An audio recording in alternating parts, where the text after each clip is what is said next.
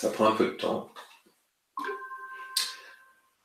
Bonjour Stéphane Bessot, vous êtes cofondateur et CEO de la société Prédical. Nous vous accueillons aujourd'hui dans les minutes de l'innovation du projet UNA et je vous laisse la parole. Merci à vous. Oui, bonjour. Donc, je suis Stéphane Bessot. Avec mon associé Stéphane Mouriot, on a créé Prédical en 2015. Le projet initial, l'ambition initiale, c'était à partir d'objets connectés qui se développaient sur le marché, de pouvoir utiliser ces objets connectés de façon intelligente pour apporter des services.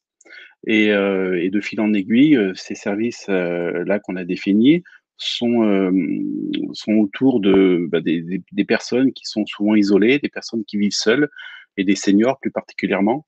Et donc voilà comment est venue cette idée de développement de services à destination des personnes qui pour nous en avaient le plus besoin, qui étaient isolées et vieillissantes. Ce qu'on a tous vu dans notre entourage, grand-père, arrière-grand-père, arrière-grand-mère, être seul, décliner petit à petit et avec parfois des sauts de déclin entre 6 mois où on l'avait pas vu et on s'est dit que justement ces objets, qui peuvent être un peu gadgets du quotidien, allumer les stores, allumer les lumières et cetera, pouvaient peut-être apporter quelque chose, pour aider ces personnes-là et leur entourage. Donc on a conçu, on a développé Prédical autour d'une problématique d'apprentissage de comportement humain. Donc c'est la phrase, hein, l'homme a un comportement variable et complexe, mais il est récurrent. Donc effectivement, même quelqu'un qui est assez sédentaire, elle fait pas tous les jours la même chose à la même heure. Elle sort, elle va faire ses courses, elle est visitée. Donc tout ça, il faut intégrer toute cette composante-là de variables, de complexité, mais avec une âme de fond qui nous a permis de penser que c'était possible de le faire, c'était qu'il y a une récurrence. Hein, bien, chaque jour, on se lève et on va se coucher. Chacun a ses habitudes, se relève la nuit ou pas, mais en tout cas, on se lève le matin, on va se coucher le soir. Chaque semaine, on va 1 à 2 fois par semaine faire ses courses ou on est livré de ses courses 2 à 3 fois par semaine. On sort pour faire une activité physique ou on regarde la télé. Donc il y a des boucles comme ça, des récurrences et tout l'enjeu, c'était pour nous de pouvoir capturer ces récurrences et de pouvoir les suivre pour surtout détecter une anomalie. La volonté, c'est pas de savoir ce que la personne fait. La volonté, c'est détecter une anomalie à partir de signaux faibles pour pouvoir détecter qu'il se passe quelque chose qui est latent et qui va se dégrader peut-être petit à petit. Donc voilà, c'était l'idée de départ et quand on a développé Prédical. Euh, donc, on s'est appuyé, donc on a travaillé avec le CNRS qui nous a aussi aidé et appuyé, et avec des docteurs en mathématiques, statistiques. Et donc, on s'appuie sur le domaine de statistiques pour pouvoir modéliser ces comportements-là et pouvoir les suivre. Donc là, vous voyez sur la partie gauche les données des signaux qu'on appelle faibles, des données brutes. Donc, on a en abscisse donc, de 0 heure à 24 heures et puis des capteurs qui font juste on-off, qui s'activent si quelqu'un passe devant. Et là, on a 7 capteurs répartis dans des pièces différentes. Et donc, vous voyez ici les données brutes qu'on recueille.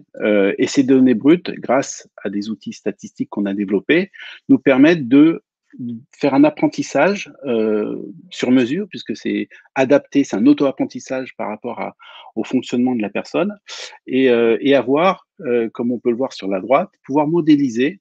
Donc, vous voyez le tunnel gris, entre guillemets, c'est en fait, suite à un apprentissage de plusieurs semaines, une modélisation d'une courbe d'usage dans une pièce ou au sein du logement. Et ce qu'on voit en vert ou en rouge, c'est que à une journée donnée, la journée d'hier, on va dire, là on a la courbe en vert et on mesure à peu près l'écart de cette courbe avec le tunnel. Et si l'écart n'est pas révélateur, et ben on va dire que c'est une journée comme les autres. Et la courbe en rouge, qui est la courbe qui représente une autre journée, et on voit qu'elle est pas du tout semblable à ce qui se passe d'habitude. Donc, elle sort du tunnel, entre guillemets. Et donc, c'est une journée atypique. Donc, c'est une journée où on a un comportement qui est différent. Alors, bien sûr, on ne va pas générer des alertes chaque jour où on fait un comportement différent. Mais ça va nous permettre d'alimenter un indicateur qui, au fur et à mesure, si cet comportement différent s'avère être vraiment différent dans le temps, et ben, de pouvoir générer des alertes. Voilà, donc on a breveté ce procédé d'apprentissage de mode de vie et de détection d'anomalies. Mais il ne peut pas fonctionner dans la vraie vie tel quel, parce que une personne qui vit seule, en fait, elle est jamais tout le temps seule. On lui livre des repas, ou elle sort, on la visite, ses proches viennent prendre de ses nouvelles, on vient l'aider à faire le ménage, et cetera. Donc en fait, l'apprentissage, d'un comportement à partir des données qui représentent l'activité d'une personne seule, eh bien, il faut intégrer la visite, pour pouvoir, vraiment, que le modèle ait un sens et soit valable. Donc c'est pour ça qu'on a aussi, complété notre brevet par un autre brevet, sur la surveillance des personnes en prenant en compte les visites, parce que c'est un élément important, parce que si on ne sait pas différencier parmi ces données brutes quand il y a de la visite ou il y a pas de visite, eh ben, ces données ne veulent rien dire. L'activité dans un appartement, d'une personne seule ou d'une personne, avec quelqu'un d'autre, c'est pas la même. Donc ça apporte du bruit, et il a fallu pour nous gérer toutes les cas de figure, de visite, sans avoir à détailler les cas de figure, hein. On n'est pas dans une approche où on va dire, si j'ai ouvert la porte et que j'ai si, alors on peut pas. Il y a une quantité de On a vu déjà depuis 6 ans, tous les cas de figure qu'on a pu rencontrer nous. En fait, chacun est unique, chacun a des visites et de fréquences et de durée, qui ont rien à voir avec les autres, et donc il a fallu s'abstraire d'a priori, en se basant seulement sur l'apprentissage statistique pour déterminer, par exemple, aussi ces visites-là. Donc voilà la partie, technique qu'il y a derrière, tous ces algorithmes. Hem Donc le mode d'application, c'est dans la silver economy, le fait de proposer une solution de sécurisation des personnes par apprentissage de routine. Donc on travaille avec des capteurs, infrarouges, hein, c'est on-off, c'est du capteur, avec de la donnée, des signaux faibles, hein, binaires, et on s'est appuyé, sur des capteurs de la société Legrand Intervox pour développer nos services, nos premiers services, parce que, à la fois, ils permettaient d'avoir des capteurs pour rendre le service que nous on voulait rendre, mais à la fois d'être associé à une box d'appel qui est un service, aussi auquel souscrivent de nombreuses personnes. Donc on a voulu, gérer, 2 types de problématiques. Une problématique immédiate, de risque immédiat, c'est dire: est-ce qu'il y a un risque immédiat? La personne, voilà, dans le cadre des personnes âgées qui vivent seules, hein, c'est la chute, hein, qui est et vous le savez tous, qui est un problème important, et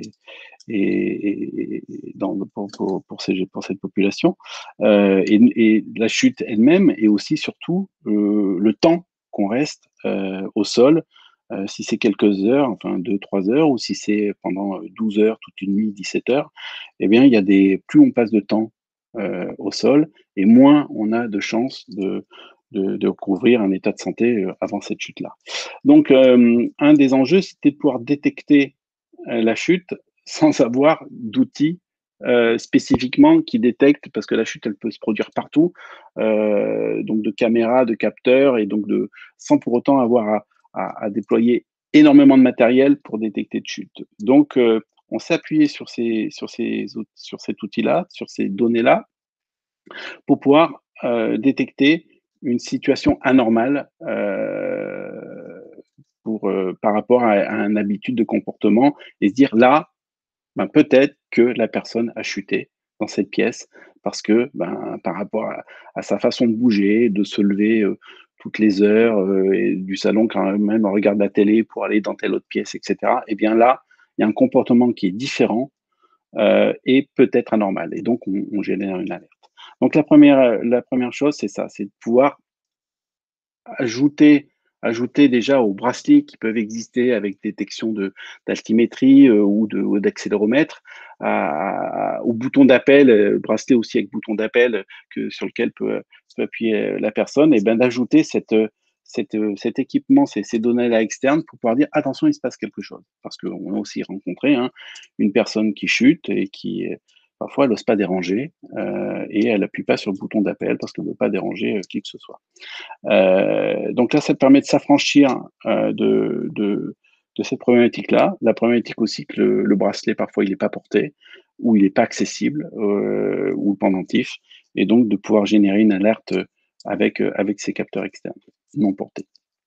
Le deuxième volonté, c'était d'avoir des alertes de prévention et donc là, effectivement, pouvoir voir et donc c'est la modélisation dont je vous parlais précédemment sur le comportement et sorte de tunnel, voir si au rythme des journées, des semaines, il y a un comportement qui est, qui change, de façon imperceptible. Donc on a pu, non seulement le développer, mais pouvoir on l'a expérimenté et voir, et ben, depuis 6 ans, donc il y a des personnes, on va dire peut-être pas depuis la première année, mais depuis, milieu 2016 où le premier prototype a été mis en place, qui sont équipés de ces qui ont été ou qui sont équipés de ces capteurs-là et on a vu en 5 ans, même bien avant, des changements de comportement et on a pu, ben, alerter l'entourage, que ça soit le proche ou le milieu médico-social. Donc, ben, pour ce faire, on fournit une application, aux proches, à l'aidant ou à l'EHPAD si c'est une structure, médico-sociale ou à un CCAS, enfin bon, en tout cas à des personnes qui se soucient, qui peuvent intervenir, à la fois pour, une sorte de tableau de bord pour faire une levée de doute en temps réel pour savoir si tout va bien. Ben, et là on l'a fait dans l'Aisne il y a quelques années de cela sur des sorties d'hospitalisation, après hospitalisation, donc de mettre en place, les capteurs de façon temporaire, hein, pendant quelques semaines, au domicile pour, voir si tout se passe bien, la personne elle bouge, elle y a de l'activité dans l'appartement et elle n'est pas alitée tout le temps, bon donc ça dans le cadre de sorties d'hospitalisation, c'est aussi un domaine d'application qui est intéressant. Et puis, sur les indicateurs, en suivi de je dirais long terme et sur lequel on regarde les variations, on a défini 4 indicateurs. L'activité au sein de l'appartement, ben, c'est un peu comme le bracelet d'activité, hein. Je Est-ce que je bouge plus ou moins dans mon appartement? Est-ce que je marche? Est-ce que je vais dans une pièce? Est-ce que je me cantonne pas à rester le plus souvent, dans une pièce, enfin le plus souvent, de petit à petit, dans la même pièce il y a pas trop bougé de mon canapé. Donc ça, c'est le suivi de l'activité. Bah, le suivi des repas aussi, donc on a un capteur qui se met sur le réfrigérateur ou dans le réfrigérateur, qui permet de savoir, quand on ouvre la porte ou on la ferme. Eh bien, ça nous a permis quand même, avec cette, information assez faible, hein, ça ne veut pas dire que la personne mange, mais avec cette information assez faible, ça nous permet de voir, les heures de repas, ça nous a permis d'identifier pour un en particulier, la fille d'un senior, donc le senior se faisait livrer des repas et elle pensait que, ben, le repas, c'était tous les 2 jours qui étaient livrés. Elle pensait que le premier jour, il mangeait tout et que le second jour, il avait rien et en fait, en mettant en place cet indicateur en suivant, ça a pu la rassurer parce que, bah, effectivement, il mangeait, régulièrement sans tout prendre la première journée et rien avoir la seconde journée. Voilà, donc ce genre de choses et puis de voir si, dans il y a un décalage aussi dans l'heure de prise de repas, d'ouvrir le frigo, la nuit, de manger à 4 heures de l'après-midi, bref. Ça peut arriver, hein, on a le droit d'aller sur un encas à 4 heures de l'après-midi et de manger quand on veut et quand on a une petite faim. Mais encore une fois, c'est la récurrence et l'évolution de cet indicateur dans le temps, c'est-à-dire régulier, qui permet de dire là, il y a une modification de comportement et donc peut-être ça peut relever d'une pathologie ou pas du tout. Et ensuite, c'est à l'entourage proche ou médico-social de lever le doute par interaction avec la personne. Le troisième indicateur, c'est un indicateur de sommeil avec pour poursuivre la régularité du sommeil, les heures de lever, le nombre de fois où on se lève la nuit, si on se lève plus. Alors parfois on se lève la nuit et puis parfois on se lève plus la nuit. Et donc ça aussi, ça peut être une problématique. Donc on n'est pas parti encore une fois d'a priori pour dire une nuit normale, c'est une nuit qui se passe comme ça. Pour chacun, et on a vu des cas de figure complètement différents. Donc une nuit normale, c'est 4 semaines d'apprentissage et une modélisation. Et ça, c'est la période étalon. Et ensuite, c'est les nuits normales sur 4 semaines pour telle personne. Et après, ce qu'on suit, c'est les variations. Et ça nous a permis de voir quantité de cas de figure qu'on n'imaginait pas de changements de comportement liés aussi au sommeil. Et puis le quatrième, c'est les sorties et les visites qui nous permettent de mesurer le lien social que la personne, elle reçoit de la visite ou elle sort, si elle sort de moins en moins. Là où encore on l'a mis en place et ça a été très utile dans le cas de sortie d'hospitalisation pour suivre un peu le comportement et que la personne ne se referme pas sur elle-même. Là, on a un exemple dans une expérimentation qu'on a fait dans le cadre d'un projet européen à Limoges, où on avait installé nos capteurs et donc en début d'année. Puis là, il y a eu l'exemple de la canicule de 2019, donc avec la mesure de température et d'écart de température pour voir si le logement se refroidissait, et ce qui est important pour pouvoir, surtout la nuit, pour pouvoir ne pas être trop impacté par ces chaleurs-là. Et surtout, là, on a pu le voir pour un exemple de Madame Z, c'est anonymisé. Donc son beau-fils, c'est ça, c'est son fils ou son beau-fils, a pu voir qu'en fait, elle dormait dans le fauteuil du salon. Donc en fait, les nuits, là, on a vu quand même il a pu voir une modification quand même assez importante du comportement en soirée, puisqu'elle dormait dans le fauteuil du salon parce qu'elle avait du mal à respirer. Et donc, ça permet de lancer l'alerte, surtout de lancer un dialogue avec la personne pour mettre en place des choses qui puissent la soulager.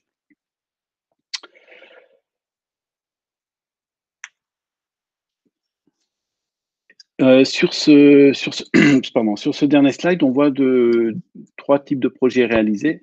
Donc toujours basés sur, en fait, notre socle de base qui est l'analyse comportementale.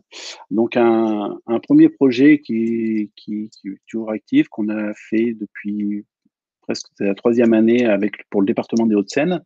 Donc c'est Je reste autonome, qui permet, en fait, c'est une combinaison de 3 acteurs pour pouvoir porter un service aux seniors qui soit à l'intérieur de chez lui ou à l'extérieur. Donc c'est la combinaison de l'offre prédicale avec des capteurs comme je l'ai évoqué. La combinaison d'une serrure intelligente, flexible, qui permet de gérer la problématique de clé, qui vient, est-ce que la personne qui vient, elle est autorisée dans telle tranche horaire, de pouvoir ouvrir la porte à distance, bref. Donc de pouvoir gagner en autonomie, en flexibilité, mais aussi surtout en sécurité pour la personne âgée qui parfois pas rassurée d'avoir des jeux de clés dans la nature de chez elle, et potentiellement n'importe qui peut rentrer. Et le troisième élément, c'est un bracelet SOS sans fil qui permet d'avoir une identification avec un QR code, de pouvoir scanner.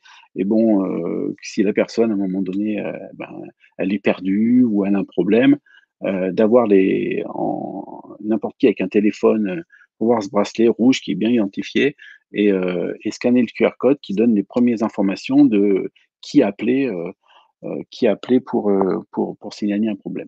Donc ça, c'est un projet qu'on mène depuis 3 ans dans les Hauts-de-Seine. Le deuxième, pour Domalis. Donc Domalis, c'est une société qui,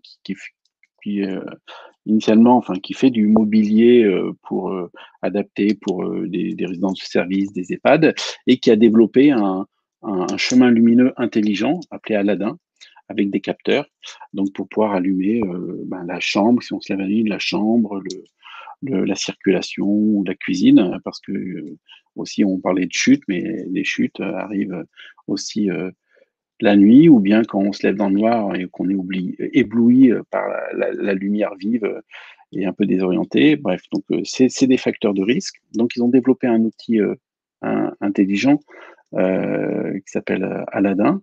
Et donc cette intelligence, justement, on aide à la rendre encore plus intelligente parce qu'on traite les données des capteurs pour pouvoir, là, en l'occurrence, on a défini un élément, un indicateur de vitesse de marche pour pouvoir mesurer les variations et de voir si, dans le comportement et l'évolution de la personne, s'il y a une baisse de la vitesse de marche et donc de l'apparition de faiblesse potentielle. Et là, le troisième projet, donc Seniors en forme, qui est un projet donc sur l'Île-de-France de cours et d'activités physiques pour les seniors, donc avec des montres connectées, donc outils qui n'est pas dédié aux seniors, mais tout le monde l'a, tout le monde en fait usage, donc c'est non stigmatisant. Donc il y a des cours collectifs qui sont pris avec ce bracelet-là pour permettre de faire l'apprentissage des bons mouvements et de mesurer ce qui se passe en termes d'activité, de pouls, etc. pendant ces sessions de coaching collectif. Et ensuite, la personne chez elle, chaque jour, fait un peu d'activité, 20 minutes, un quart d'heure, 30 minutes. Et l'application permet au coach de voir si quelqu'un arrête de faire du coaching ou le fait de moins en moins ou trop longtemps. Et donc, ça permet au coach de remobiliser et d'encourager pour pratiquer les bons gestes et la bonne activité, la bonne durée pour le suivi en dehors des cours collectifs de cette activité-là. Donc voilà ce qu'on fait, voilà qui on est. Et donc on travaille aussi dans la région Grand Est, sur un projet avec l'UTT, avec l'UTC, pardon, l'UTT, oui, l'UTT, sur de l'accueil de jour Alzheimer pour pouvoir avec un complément de capteurs à domicile pour pouvoir étudier les impacts des activités d'accueil de jour sur le comportement du senior. Voilà, j'ai beaucoup parlé. Si vous avez des questions. Merci beaucoup pour cette présentation très complète qui nous donne une bonne idée de votre activité. Je laisse la main à tous ceux qui ont des questions. Je vois que Sébastien a allumé sa caméra. Sébastien ? Oui, bonjour. Sébastien Bat, téléassistance à Brapa. Moi, j'avais une question parce qu'en fait, on a un système très similaire qu'on a lancé il y a 1 an et demi maintenant par un de vos concurrents que vous connaissez probablement, Télégraphique. Oui. Même matériel, même capteur, enfin voilà. Après, c'est l'algorithme quelque part qui va faire la chose. Après, moi, j'étais assez curieux d'avoir un petit peu votre ratio entre les faux positifs et les vraies alertes quand il s'agit d'une alerte automatique, parce que nous, en grosso modo, on a là actuellement 18 personnes installées. À l'heure où je vous parle, on en a installé 25 ou 26 depuis 1 an et demi. Il y en a qui ont résilié entre-temps, pas de leur fait.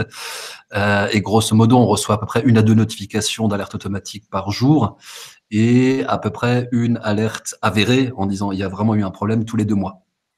Donc pour nous, c'est encore un peu faible, c'est-à-dire on a beaucoup de faux positifs qui vont donc enclencher un dialogue avec la centrale d'écoute, parce qu'il y a une centrale d'écoute qui fait le filtre au milieu.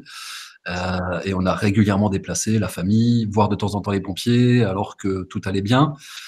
Et assez étrangement, effectivement, quand on voit un peu le chronogramme, comme vous l'avez vous, on a un peu le même principe, on arrive à analyser et dire, bah oui, effectivement, j'aurais été la machine, finalement, ça fait tellement de temps qu'elle passe dans l'entrée que j'aurais réagi aussi et j'aurais dit un truc pas normal. Mais en fait, non, papy réparait sa petite plainte dans l'entrée, et pour une fois, il a passé 45 minutes dans une pièce où il n'a jamais passé plus de 10 minutes d'affilée depuis 6 mois.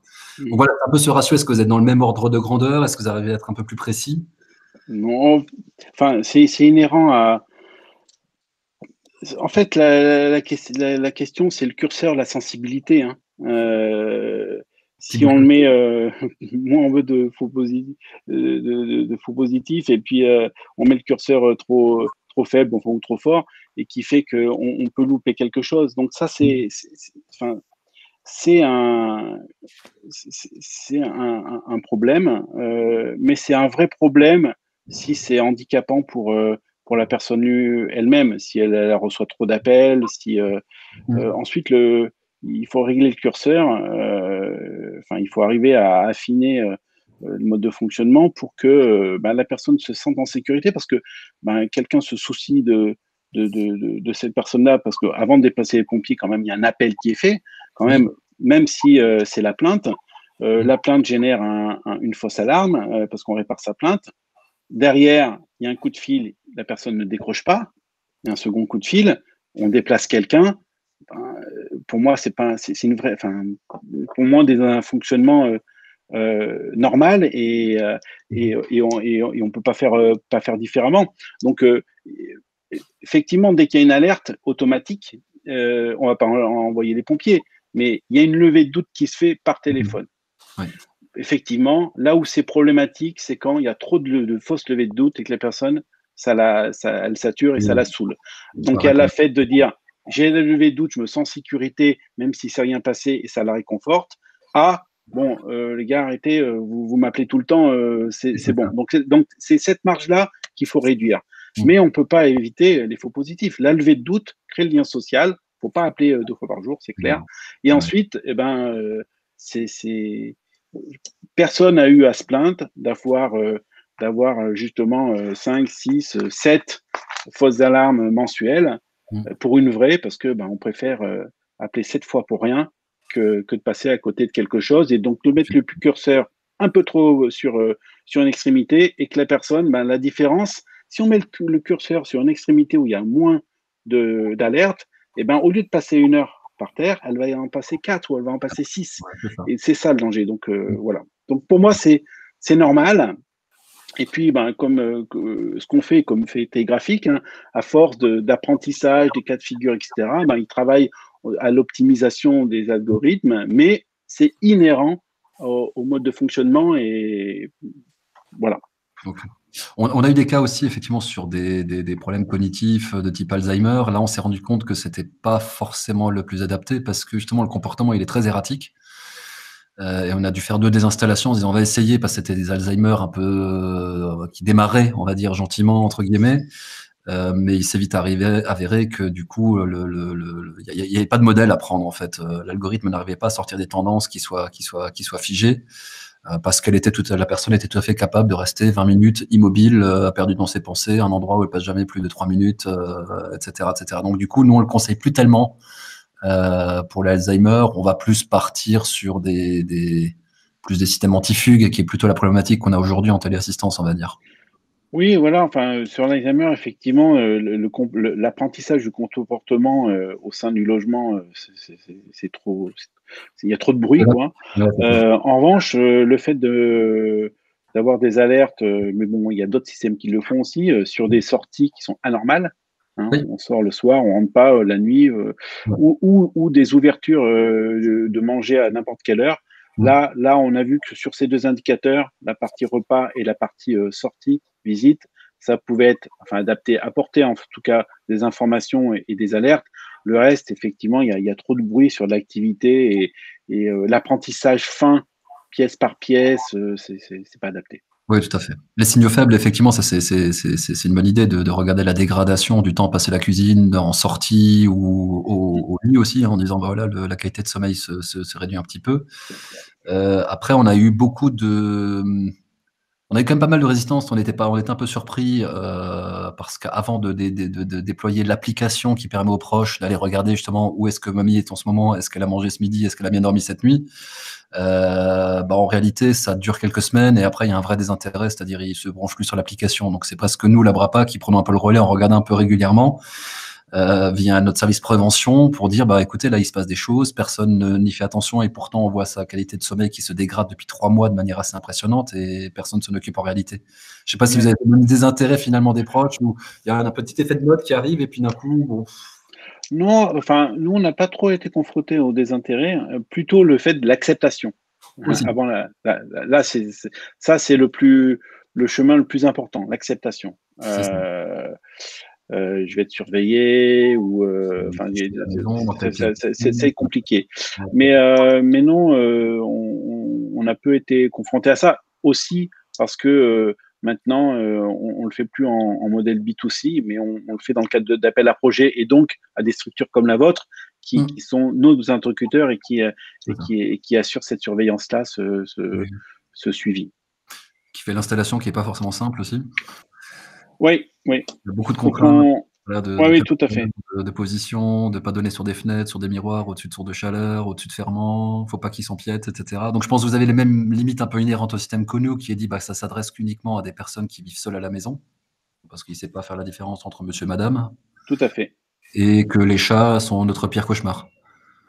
Oui, ou bien la porte qui est ouverte et qui masque le capteur, etc. Donc on a vu très tôt, en fait, très tôt avec les premières installations qui avaient, même l'installation pouvait être bonne ou mauvaise, mais aussi dans le temps, il y a un capteur qui était tombé. Donc parce qu'en fait, c'était la femme de ménage qui l'avait fait tomber et donc elle l'a repris, elle l'a posé. Donc en fait, il fonctionnait un peu. Donc, et donc on a développé aussi des outils de monitoring parce que tout ça repose sur des modèles que si ça fonctionne bien en fait. Et sinon, ça ne veut rien dire. Donc on a développé en même temps très vite des outils de monitoring qui nous permettent de dire le capteur là en fait il nous donne des données incohérentes. Bon, le fait qu'il donne plus de données, forcément, c'est une alerte, mais il nous donne des données incohérentes. Et donc, il y a un souci dans l'installation. Donc, le monitoring qu'on a mis en place dès le début pour déjà voir si l'installation était bonne ou pas. Exemple, on l'a mis dans le capteur de chambre, donc juste au-dessus de la porte de la chambre. La personne rentre dans la chambre et donc c'était justement un projet gigantesque, je crois, et c'est pas nous qui avons réalisé l'installation, c'est quelqu'un d'autre. Et donc c'était pour monsieur Untel, et donc le capteur dans la chambre. Et on comprenait pas l'occupation de la chambre, le sommeil, on loupait plein de données. Et en fait, la personne est en fauteuil roulant. Donc quand il rentre avec son fauteuil roulant comme ça dans sa chambre, la portion, c'est du capteur infrarouge, la portion de tête est trop faible, on va dire comme des petits animaux, et qui fait qu'en fait qu'on n'avait pas toujours des données. Et là, on s'est dit, oui, effectivement, on n'avait jamais pensé qu'une personne occupant un espace, avec un fauteuil roulant, à un moment donné, pouvait passer devant un capteur sans qu'il se déclenche, parce que la surface donc différence de chaleur, n'était pas assez importante. Donc c'est pour ça qu'on a développé ces outils de monitoring de capteurs pour dire là, peut-être l'installation elle n'est pas complète, elle n'est pas bonne en fait. Oui, elle peut évoluer aussi. Et donc on a changé de capteur de place pour effectivement pouvoir capturer la personne qui se met au lit. Pour la chambre, quand c'est possible, nous ce qui nous arrive fréquemment, c'est de mettre le capteur sous le lit. Parce que lui permet du coup de détecter les levées nocturnes parce que il y a les pieds qui arrivent et visiblement c'est suffisant pour qu'il considère qu'il y a du mouvement et pour l'instant c'est pas déconnant, ça semble tenir. Ou alors on a mis à l'offre aussi, mais pour l'instant on n'en a pas encore installé, mais on l'avait testé, le capteur de lit lui-même qui dit que si de 9h du soir à 9h du matin il y a un lever qui n'est pas suivi d'un recoucher dans les 20 minutes, il faut qu'il déclenche la téléassistance aussi. Ça c'est une alternative aussi, mais qu'on a du mal à placer pour l'instant. Oui. Donc voilà, ça c'est les limites qu'on connaît. Après, je sais qu'en termes de perspective, il y a pas mal d'acteurs du domaine qui disent, voilà, peut-être que demain on remplacera les capteurs infrarouges par des scanners qui auront en plus une vision tridimensionnelle où on pourra peut-être mieux reconnaître une forme humaine en plus quelque part par l'image pour compenser tout ça. Mais j'ai pas l'impression que ce soit encore très mature tout ça. Il y a des capteurs, on peut vous parler de télégraphique. Télégraphique a dans son offre aussi surtout pour l'installation en EHPAD, des capteurs qui s'appuient sur des caméras. Ouais, c'est ça. Et donc qui permet de reconnaître la forme. Mais bon, après, ça va dans une chambre d'EHPAD, c'est bien, enfin dans un espace restreint, mais quand on va dans des appartements ou des maisons, ou des maisons habitées par la personne seule, qui avant, elle a élevé 3 ou 4 personnes avec son mari ou sa femme, et donc on peut pas installer, économiquement pas, on peut techniquement, mais c'est pas économiquement viable Oui, non. de mettre ce Le type de capteur capteur partout. caméra, c'est 300 € pièce. Et ça, on l'a testé Ouais, avec la solution Vitaris il y a 2 ans et c'était résultat très, très, très décevant, hein. ouais. La reconnaissance d'image des formes humaines, couchées, debout, non, ça marchait pas du tout. Ok, mais donc voilà, vous avez ces mêmes contraintes, personne seule, pas d'animaux si c'est possible, la chambre à coucher parfois un peu compliquée. Petits animaux, un gros Ouais, chien voilà. non, mais Avec petits le chien, animaux. on arrive à le faire. Mais effectivement, on a eu le cas d'une madame avec un gros chien en fauteuil roulant. Là, Mm. on pouvait pas. Quand on captait la tête de la madame, on captait la tête du chien. Ouais, ouais. Ben, nous, on avait 2 petits chiens et quand ils se suivent, eh ben, ça fait un gros chien, en fait. Ah oui, bah oui. Donc, voilà, Ok, merci pour ces je vous en informations. prie.